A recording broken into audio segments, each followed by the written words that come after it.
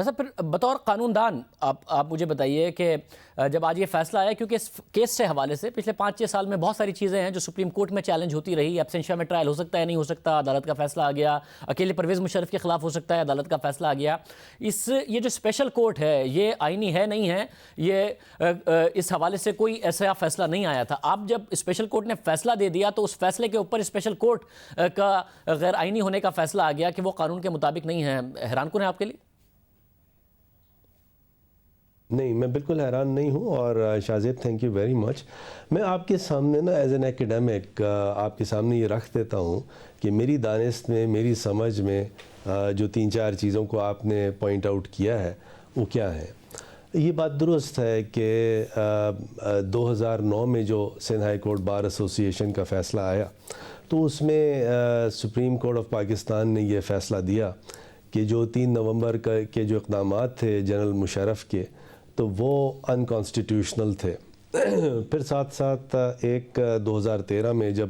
مولوی اقبال حیدر ایک پٹیشن لے کے آ گئے اور انہوں نے یہ کہا کہ جناب اس پہ تو آرٹیکل 6 کی کارروائی ہونی چاہیے، اور یہ آرٹیکل 6 جو ہے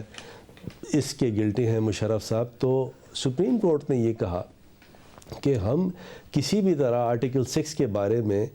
کی کرمنالٹی کے بارے میں کوئی ایسی چیز نہیں کہہ سکتے کیونکہ یہ ٹرائل کو پریجوڈس کرے گا۔ اور اس پہ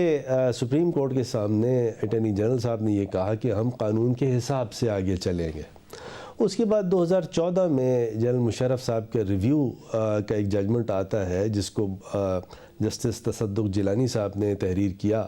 اور ایک وہ لارجر فل کورٹ تھی 17 ججز کی، اور انہوں نے یہ کہا کہ آرٹیکل 6 کے 2 ایسپیکٹس ہوتے ہیں، ایک ایسپیکٹ ہوتا ہے کانسٹیٹیوشنل اور ایک ہوتا ہے کرمنل۔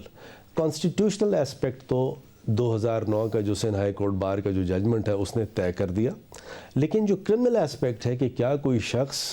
نے آرٹیکل 6 کا اوفینس کیا اور کیا اس کو کوئی سزا جزا ہونی چاہیے، تو اس کے بارے میں معاملہ اس وقت اوپن ہے۔ 2013 کے ججمنٹ میں بھی اس کو اوپن رکھا گیا، اور اس پہ کسی قسم کا سپریم کورٹ کا کوئی فیصلہ نہیں ہے کہ آرٹیکل 6 کے لیے کیا جنرل مشرف صاحب نے